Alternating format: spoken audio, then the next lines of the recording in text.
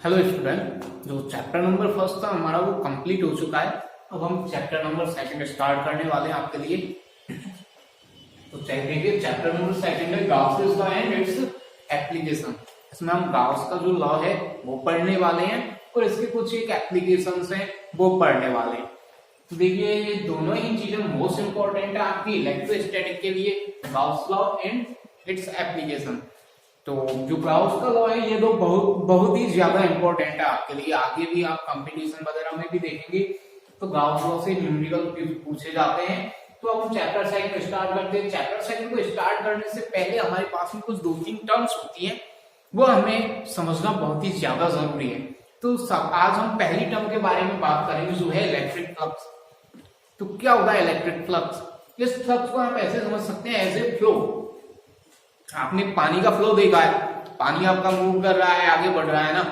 तो हम क्या करेंगे, उसका फ्लो कैसे पता चलाएंगे, कितने फास्टली फ्लो कर रहा है। तो हम कैसे पता चलाते हैं, उसको देखते हैं, हाँ बहुत फास्ट फ्लो कर रहा है या फिर स्लो फ्लो कर रहा है, हम उसको देख के बोल देते हैं। लेकिन एक्चुअल में हमें जब उसको एक्चुअली रीड करना हो कि वो कितना फास्ट फ्लो कर रहा है, तो हम क्या करते हैं, हम कोई एरिया लेते हैं और उसको उसमें पुट कर देते हैं। इट्स मीन आप आपके पास में कोई रिंग है ना, जो बीच में से एकदम हॉलो है, और आप उस रिंग को लेकर के वहां पे पुट कर देते हैं। तो जब वो वहां पे उस रिंग को वहां पे पुट करेंगे तो आप देखेंगे कि जैसे पानी फ्लो कर रहा है तो वो उस रिंग के बीच में से होके निकलेगा। तो कितना उस रिंग के बीच में से होके निकल रहा है, तो आपको ओनली वहां पे फोकस करना है जो उस रिंग से निकलने वाला पानी है। तो आप इजीली रीड कर सकते हो, इजीली देख सकते हो कि कितना पानी फ्लो हो रहा है। तो उसे तो हम ये तो पानी का फ्लो हुआ, इट्स मीन पानी का फ्लक्स। एक्चुअल में फ्लक्स होता क्या है? एक्चुअल में फ्लक्स है the quantity which is flow in 1 second और 2 सेकेंड। मतलब एक पर्टिकुलर टाइम में जो क्वांटिटी आपकी यहां से होकर के फ्लो हो जाती है वो क्या होगी, उसका फ्लक्स होगी। तो आपने अभी पानी के लिए देखा कि हम क्या करते हैं, एक 1 मीटर स्क्वायर एरिया वाली रिंग लेते हैं और उसको पानी के अंदर रखते हैं, तो हम देखते हैं उसमें से होकर के कितना पानी निकल रहा है। ऐसा ही हम इलेक्ट्रिक फ्लक्स के लिए देखते हैं। लेकिन इलेक्ट्रिक फ्लक्स के लिए ऐसे कुछ पानी की तरह कुछ आने वाला तो है नहीं। तो इलेक्ट्रिक फ्लक्स के लिए जब आप इलेक्ट्रिक फील्ड की बात करेंगे, यहाँ पे जब पता चल रहा है आपको कि क्या है इलेक्ट्रिक फ्लक्स है, तो इलेक्ट्रिक फ्लक्स में आप किसकी बात करने वाले हैं? इलेक्ट्रिक फील्ड की। तो इलेक्ट्रिक फील्ड के लिए आप क्या करेंगे कि यहाँ पे इलेक्ट्रिक फील्ड भरा हुआ है, ये कितने फास्टली फ्लो कर रहा है और 1 मीटर स्क्वायर से इसकी कितनी क्वांटिटी फ्लो हो रही है, तो ये इलेक्ट्रिक फील्ड का फ्लक्स होगा। तो इलेक्ट्रिक फील्ड का फ्लक्स देखने के लिए हम क्या करते हैं कि हमारे पास में जो इलेक्ट्रिक फील्ड लाइंस है, इलेक्ट्रिक फील्ड को किससे रिप्रेजेंट करेंगे हम? इलेक्ट्रिक फील्ड लाइन से। तो ये इलेक्ट्रिक फील्ड लाइंस है हमारे पास में और आखिरकार ये मूव कर रही है। तो हम क्या करते हैं, इसके फील्ड में या इसके पाथ में कहीं पर एक एरिया पुट कर देते हैं। ये हमने एक रिंग ली और इस रिंग को पुट कर दिया। अब इस रिंग में से होकर के जितनी इलेक्ट्रिक फील्ड लाइंस निकलेंगी वो क्या होगा? वो इलेक्ट्रिक फ्लक्स होगा। अरे भाई, वो इलेक्ट्रिक फील्ड की क्वांटिटी तो है जो इस रिंग में से होकर के निकल रही है। तो हम देखेंगे इस रिंग में से होकर के इतनी इलेक्ट्रिक फील्ड लाइंस निकल रही है, तो यहाँ पे इलेक्ट्रिक फील्ड का फ्लक्स इतना ही होगा, जिसे बोलते हैं हम इलेक्ट्रिक फ्लक्स। अब जैसे आप देखेंगे यहाँ पे से कि ये अभी तो आपकी ओनली 2 लाइंस यहाँ से ऊपर फ्लो हुई है और इलेक्ट्रिक फील्ड बहुत ही ज्यादा हो यहाँ पे ऐसे पास में हो लाइंस, तो आपकी 2 से ज्यादा लाइंस भी फ्लो होंगी इसके अंदर से होकर। तो हम कहेंगे कि इलेक्ट्रिक फ्लक्स इंक्रीज हो गया है। तो आप इलेक्ट्रिक फ्लक्स से क्या समझते हैं? हमें ये पता चलता है इलेक्ट्रिक फ्लक्स से कि इलेक्ट्रिक फ्लक्स एक ऐसी क्वांटिटी है जिससे हम मेजर कर सकते हैं कि इलेक्ट्रिक फील्ड कितना फ्लो हो रहा है ना। तो हम इलेक्ट्रिक फ्लक्स को मेजर करने के लिए या फिर इलेक्ट्रिक फील्ड को मेजर करने के लिए इलेक्ट्रिक फ्लक्स को काम में लेंगे और इलेक्ट्रिक फ्लक्स को काम में तो लेंगे। अब हम देख रहे हैं इतना ज्यादा, मतलब कि यहाँ से अभी तो 2 इलेक्ट्रिक फील्ड लाइंस हो रही हैं। अभी हम पास और बना दें इसके इलेक्ट्रिक फील्ड लाइंस, तो पता चला कि 4 इलेक्ट्रिक फील्ड लाइंस फ्लो हो रही हैं। तो ये तो हम बोर्ड में देख रहे हैं। एक्चुअल में हमें रियल लाइफ में इलेक्ट्रिक फ्लक्स को कैलकुलेट करना हो तो हम कैसे करेंगे? वहां तो हमें इलेक्ट्रिक फील्ड लाइंस शो ही नहीं होंगी। तो यहाँ पे आपको इलेक्ट्रिक फील्ड भरा हुआ है, चलो मेरे सामने इलेक्ट्रिक फील्ड भरा हुआ है, तो क्या यहाँ पे इलेक्ट्रिक फील्ड लाइंस शो होंगी? क्या नहीं होंगी। ये तो विजुअल ही नहीं है। तो विजुअल नहीं है तो हम इसे कैसे मेजर करते हैं? तो इसे मेजर करने के लिए हमारे पास में फॉर्मूला होता है। हम कैसे मेजर करेंगे? देखिए हमारे पास में ये इलेक्ट्रिक फील्ड है, ई वेक्टर। और ये एरिया है इसका, ये जो रिंग है ये इसका एरिया है लेट एस वेक्टर। तो एस वेक्टर भी इसी डायरेक्शन में, वी वेक्टर भी इसी डायरेक्शन में। आप ये मान के चलिए कि हमने इस रिंग को ऐसे किसी एंगल पे पुट करने के बजाय एकदम परपेंडिकुलर पुट किया हुआ है। इस तरह से ये इलेक्ट्रिक फील्ड है हमारा और हमने रिंग को ऐसे पुट किया है एकदम परपेंडिकुलर, तो इलेक्ट्रिक फील्ड की डायरेक्शन भी यही होगी और इसके एरिया की डायरेक्शन भी यही होगी। तो अब आप देखेंगे यहाँ से इस रिंग से होकर के इलेक्ट्रिक फील्ड लाइंस बहुत ही ज्यादा निकलने वाली हैं। हमने क्या करना है, ये परपेंडिकुलर रखने के बजाय इसको रिंग को ऐसे किसी एंगल पे टर्न करा देते हैं।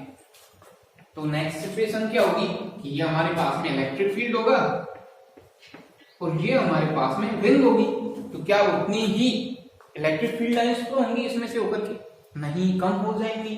अब नेक्स्ट सिचुएशन क्या करते हैं, नेक्स्ट सिचुएशन में हम इसको एकदम इसके पैरेलल पुट कर देते हैं ऐसे। तो अब इसमें से होकर के कितनी इलेक्ट्रिक फील्ड लाइंस होंगी, जैसे कि आपका पानी फ्लो हो रहा है और आप पानी में बिल्कुल ऐसे आपकी रिंग को रख देते हैं और पानी ऐसे फ्लो हो रहा है, तो इसमें से एक बूंद पानी भी नहीं निकल पाएगा आपका, एक्चुअल में देखा जाएगा। तो आपका यहाँ पे इलेक्ट्रिक फील्ड ये रहा, सॉरी इलेक्ट्रिक फील्ड तो ई वेक्टर तो ये रहा और इस रिंग का एरिया इस डायरेक्शन में हो गया।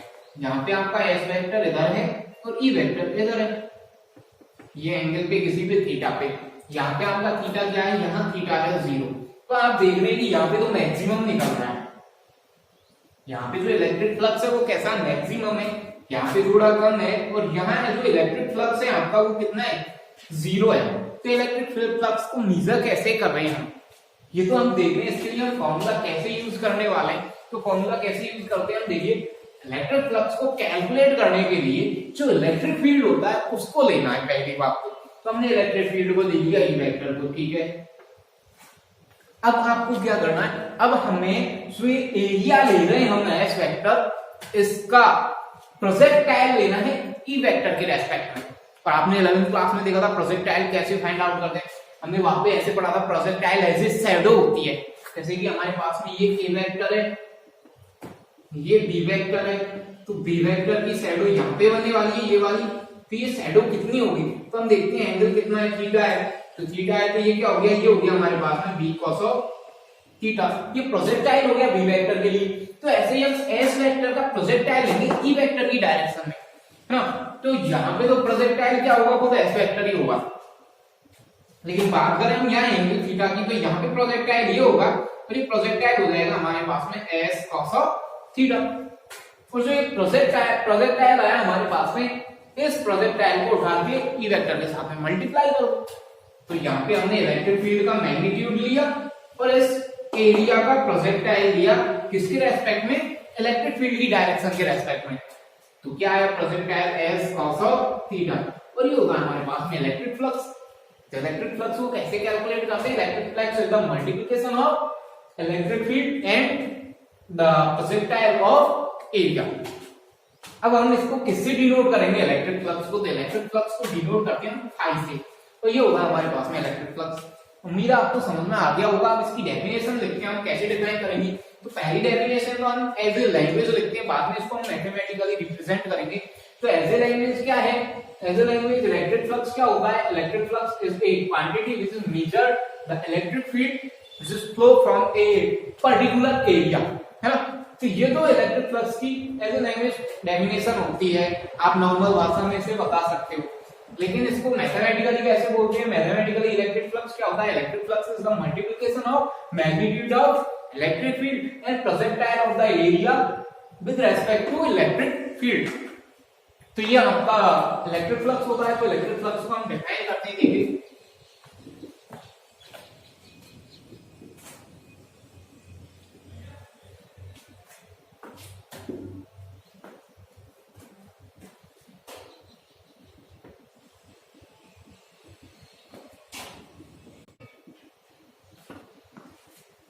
ठीक है ना। हमारे पास में एक यूनिफॉर्म इलेक्ट्रिक फील्ड है, ई वेक्टर ये रहा, और इसमें एक एरिया पुट है हमारे पास में, जिसे हम किससे लिख रहे हैं, एस से लिख रहे हैं, और ये एस की डायरेक्शन है, ये ई वेक्टर की डायरेक्शन है, और जो एंगल है इनके बिटवीन वो कितना है, थीटा है, and angle between E vector and S vector is theta. Then electric flux passing from area S is given as Q. देखिए कितना होगा, तो फ्लक्स हो जाएगा हमारे पास में phi is equal to E S cos of theta. इसको ऐसे भी लिख सकते हैं हम, phi is equal to E vector dot S vector. लिख सकते हैं या नहीं लिख सकते? बिल्कुल लिख सकते हैं। ए बी कॉस थीटा को ए वेक्टर डॉट बी वेक्टर लिख सकते हैं, हमने स्केलर प्रोडक्ट में पढ़ा था 11th क्लास के अंदर। तो ये हमारे पास में इलेक्ट्रिक फ्लक्स हुआ यहाँ से फ्लो होने वाला। अच्छा, कभी कभी क्या होता है कि जो आपका इलेक्ट्रिक फील्ड है वो यूनिफॉर्म नहीं होता है। देखते हैं अभी, इससे पहले आप नोट कीजिए।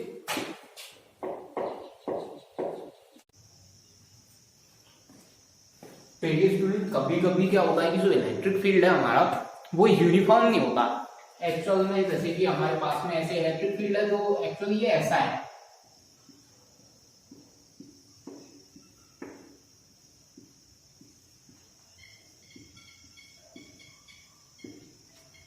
ठीक है ना।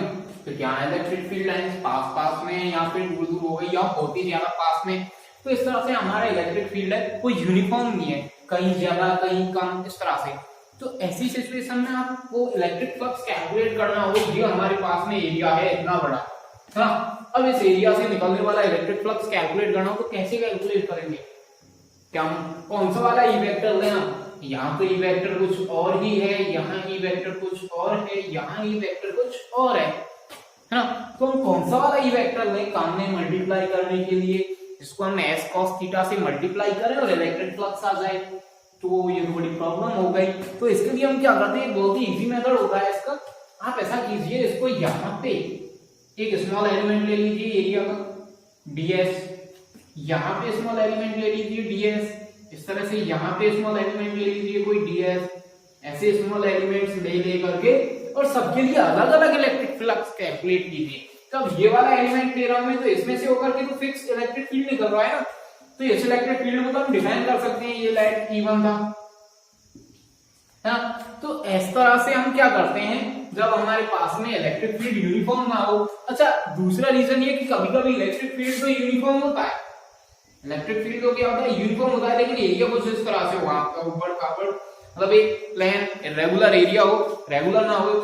तो इस कंडीशन में हम इलेक्ट्रिक फ्लक्स कैसे कैलकुलेट करते हैं? तो वही मेथड है हमारे पास में। तो वो स्मॉल एलिमेंट ले लीजिए एरिया के और स्मॉल एलिमेंट्स ले करके उनके लिए अलग अलग से इलेक्ट्रिक फ्लक्स कैलकुलेट कीजिए। तो इसके लिए इलेक्ट्रिक फ्लक्स कैलकुलेट करेंगे ईडीएस कॉस ऑफ थीटा, फिर इसके लिए करेंगे ईडीएस कॉस ऑफ थीटा, ऐसे करके सबके लिए अलग अलग फ्लक्स कैलकुलेट कर लीजिए और सबको फाइनली ऐड कर दो तो टोटल इलेक्ट्रिक फ्लक्स आ जाएगा। तो इसके लिए हम क्या करते हैं,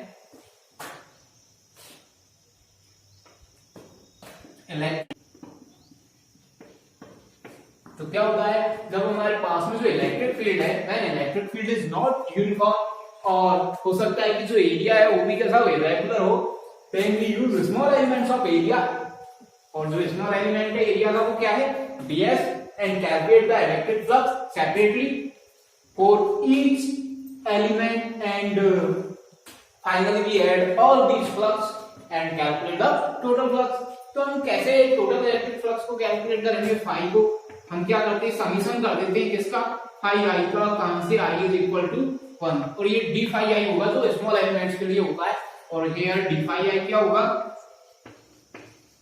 तो d फाई i क्या होगा, यहाँ पे हमारे पास में d फाई i होगा e ds cos of theta.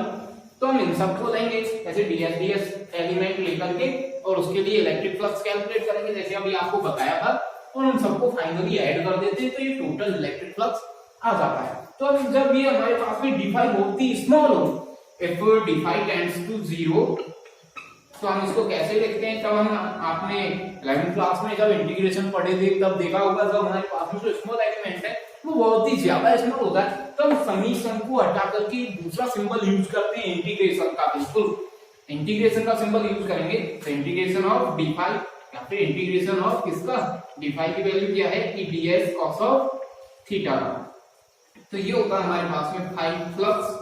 ये कब है, जब आपका एरिया रेगुलर हो या फिर आपका जो इलेक्ट्रिक फील्ड है वो कैसा हो, यूनिफॉर्म ना हो। तो इस कंडीशन में हम इलेक्ट्रिक फ्लक्स को ऐसे कैलकुलेट करते हैं। तो अब आपके पास में ये इलेक्ट्रिक फ्लक्स की डेफिनेशन कंप्लीट हुई, इलेक्ट्रिक फ्लक्स की कैलकुलेशन कंप्लीट हुई। अब हम इलेक्ट्रिक फ्लक्स के लिए ये देखेंगे कि कैसी यूनिट है, स्केलर है और वेक्टर है, और इसकी डायमेंशन क्या होती है, इसके लिए हम यूनिट कौन सी यूज करने वाले हैं ना, तो वो देखते हैं हम क्या होता है वो।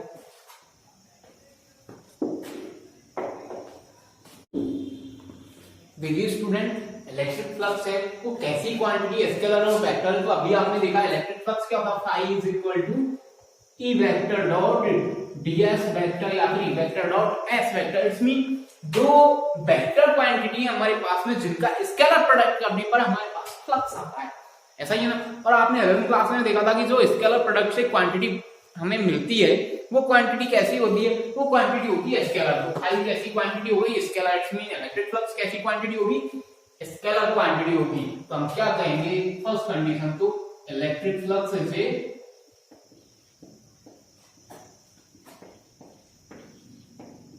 Scalar quantity. तो ये स्केलर फ्लक्स हो गया, जो स्केलर क्वांटिटी होगी। हाँ बिल्कुल, आपको डिस्टर्बेंस हुआ होगा थोड़ा सा, बाहर सब्जी बेचने वाला खड़ा हुआ है तो उसकी आवाज आ रही होगी आपको, उसके लिए सॉरी। तो ये आपके पास में इलेक्ट्रिक फ्लक्स हुआ। अब नेक्स्ट देखिए आप, वैसे आपको तो अपनी स्टडी पे ध्यान देना है, बाहर से क्या आवाज आ रही है उस पर फोकस वैसे भी नहीं करना है। अब हमें निकालना है कि जो इलेक्ट्रिक फ्लक्स है उसकी यूनिट क्या है।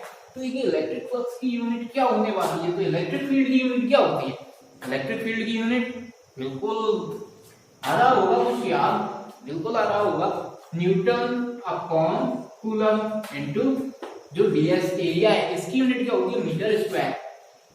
तो क्या होगी इलेक्ट्रिक फ्लक्स की यूनिट, तो unit of electric flux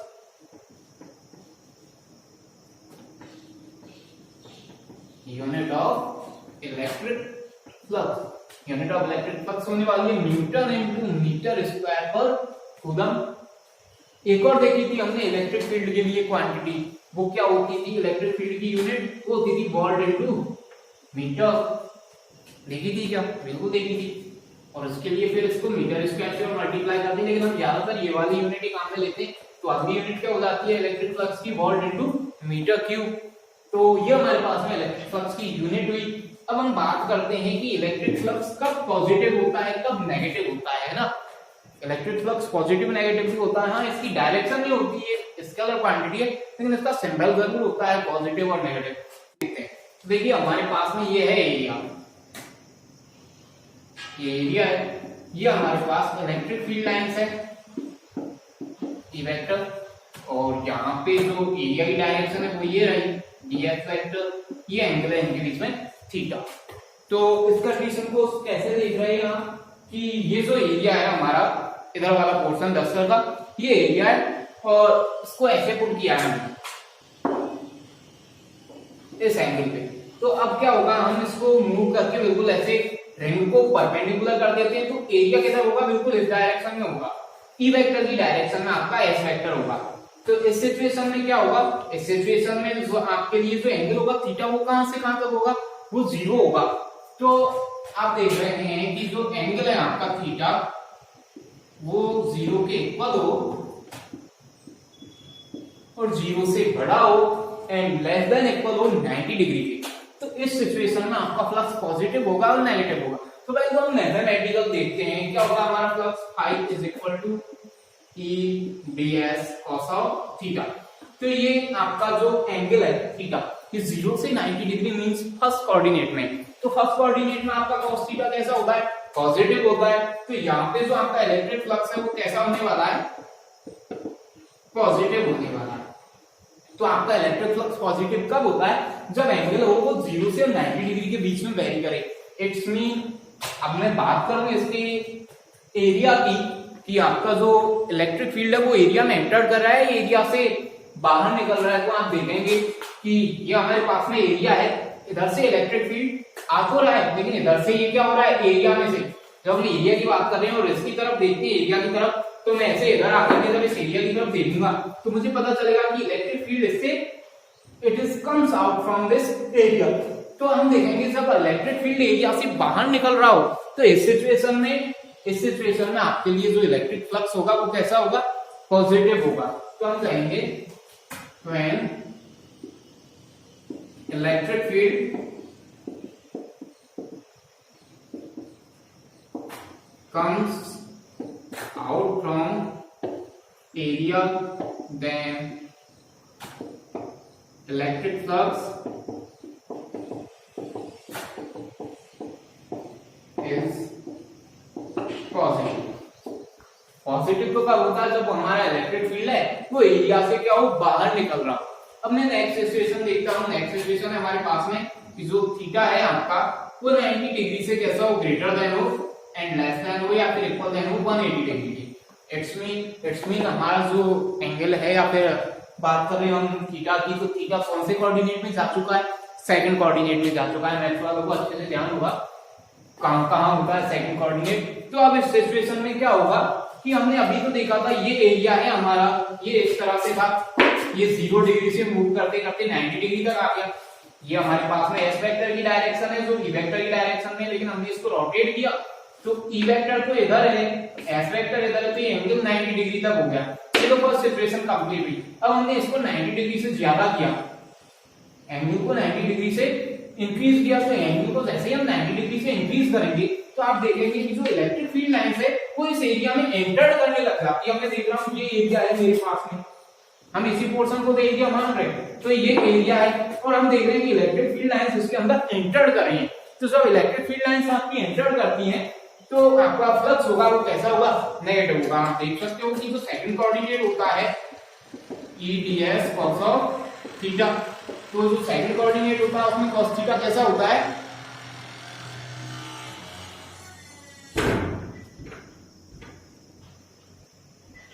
negative होता है। तो cos थीटा नेगेटिव होगा। cos थीटा के नेगेटिव होने के साथ ही जो आपका इलेक्ट्रिक फ्लक्स है वो कैसा हो जाएगा, नेगेटिव हो जाएगा। तो इस कंडीशन में जो फाई है कैसा होने वाला है, that implies phi is equal to negative. और इसके लिए आप क्या लिखेंगे, इसके लिए हम लिखेंगे कि जब इलेक्ट्रिक फील्ड है वो एरिया के एंटर करता है, एरिया के अंदर एंटर करता है, तो इस कंडीशन में जो इलेक्ट्रिक फ्लक्स होता है वो नेगेटिव होता है।